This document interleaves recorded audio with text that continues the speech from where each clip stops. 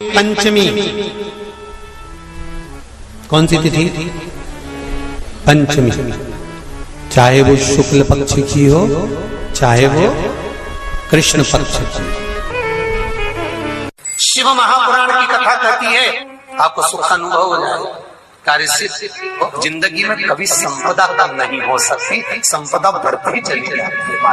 संपदा घट नहीं सकती, बढ़ेगी और घटेगी। कष्ट नहीं आ सकता, रोग बीमारी तकलीफ नहीं आ सकती। आपके लिए तो लाभदायक है, समझ लो ये कथा। शास्त्र कहता है कि जिसके घर में संपदा की कमी हो, पैसा आ ही नहीं रहा हो, सब दूर उलझ गया हो, बहुत टेंशन चल रहा हो, पंचमी तिथि के दिन गन्ने का रस जानते हो, ईख का रस, गन्ने का रस तुलसी जी के क्यारे में हाथ में लेकर 7 बार अपना नाम और गोत्र बोलकर छोड़ दो। जिंदगी में 3 साल में तो करोड़पति बनकर बैठ जाओगे, कभी लक्ष्मी की कमी नहीं आ सकती। तैयारी में बैठे रहोगे कि फिर पंचमी तिथि आए। 3 मंत्रों का स्मरण शिव महापुराण में कहा गया है। पहला ओम नमः शिवाय, दूसरा मार्कंडू जी के पुत्र मार्कंडेय, मार्कंड के पुत्र मार्कंडेय, मार्कंडेय जी की उम्र थी मात्र 12 वर्ष जीवित रहने की, पर पिताजी ने कह दिया था कि तू शंकर का भजन कर, तू शिव का स्मरण कर। अगर तूने शंकर का भजन करा तो यह पक्का है कि अकाल मृत्यु वो मरे जो काम करे चंडाल का, काल उसका क्या बिगाड़े जो भक्त हो महाकाल का। काल का हरण करने वाला एक ही हो सकता है, वो महाकाल हो सकता है, उसके सिवा कोई नहीं। मार्कंडेय जी से कहा तेरी उम्र 12 वर्ष की है, केवल 12 वर्ष।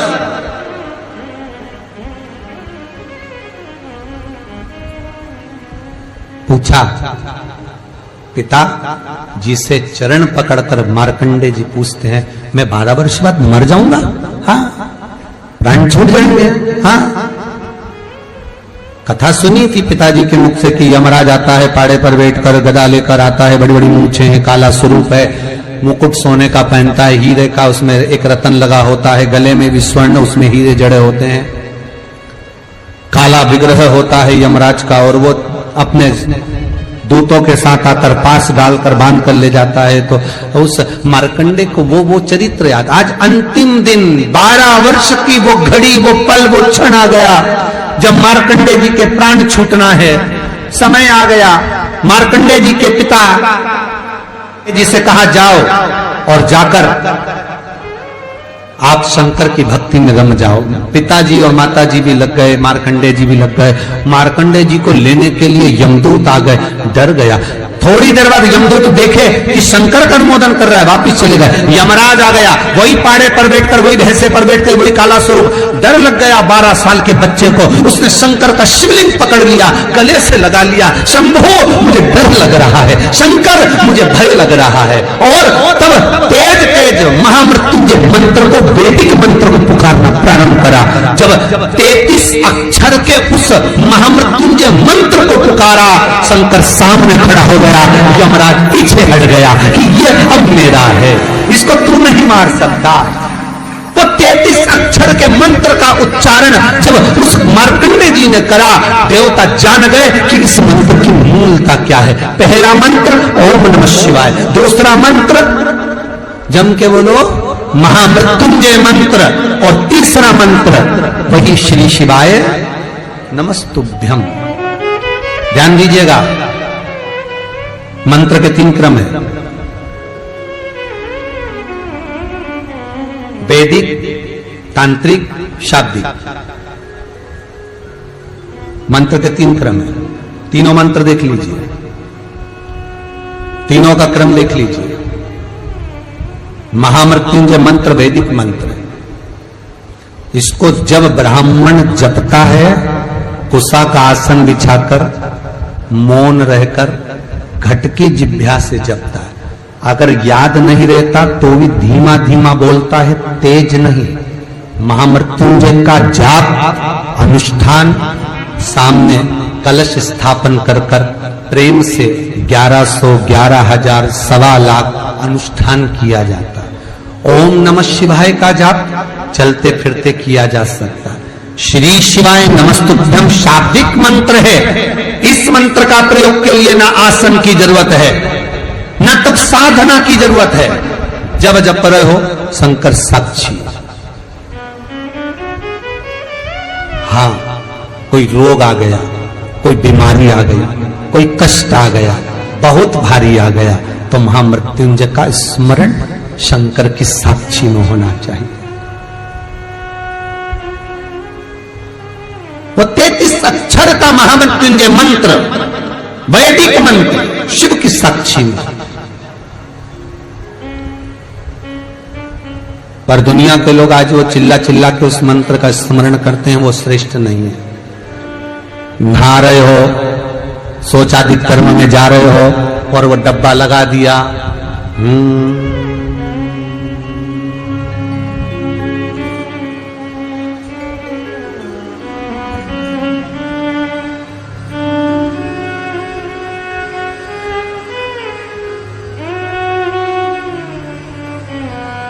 अब मंत्र चल रहा है, आप मन से बोलिए, बोलना आवाज नहीं आना चाहिए।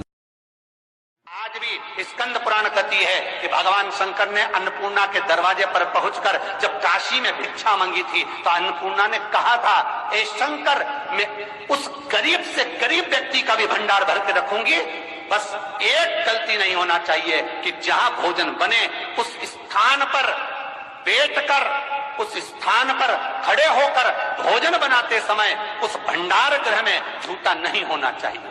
तो तुम्हें भर दूंगी भंडार।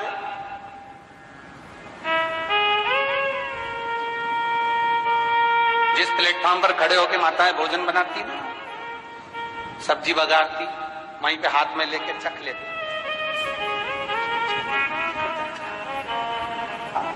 मई हरियो जगदम्बा, विचार तो करो। भले तुम भगवान को भोग नहीं लगा रही पर पति तो परमेश्वर है। भले तुम भगवान को भोग नहीं लगा रही पर पति तो परमेश्वर है। पति के लिए कहा परमेश्वर, मतलब भले भगवान की तुमने सेवा नहीं करी, भले अर्चना नहीं करी, भले पूजन नहीं करी, पर पति तो परमेश्वर है। सब में तो वही समाया। घर में जो सास रहती है वो भी तो मां है, जो पिता रहता है वो भी तो बद्रीनारायण है। महाराज फिर क्यों चक?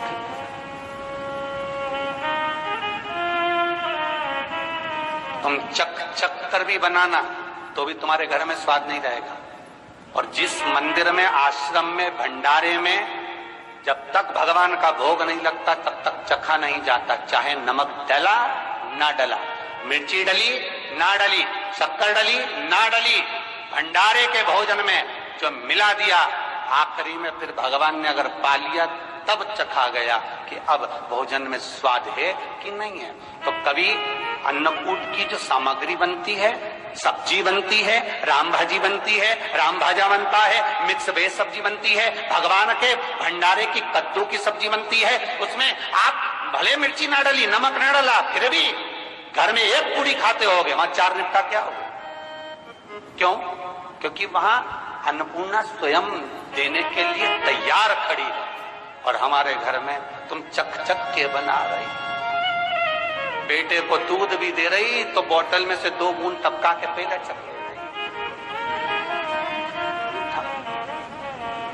बाहर चले जाओ, बाहर चख सकते हो, बाहर जाकर पाओ, फिर बच्चे के लिए दूध में शक्कर मिला लो। चाय बनाते हुए गैस के ऊपर चाय रखी है, मई उकल रही, मई से चाय की छन्नी से लेके फिर चख ली। कैसे आए रे अन्नपूर्णा, ये तो बताओ। लोग कहते हैं हमारे घर में सारा सुख है गुरुजी, पर शांति नहीं है। हमने शांति ना जाने चली गई क्योंकि किचन में किचकिच भरा गई। शांति कहां से होगी?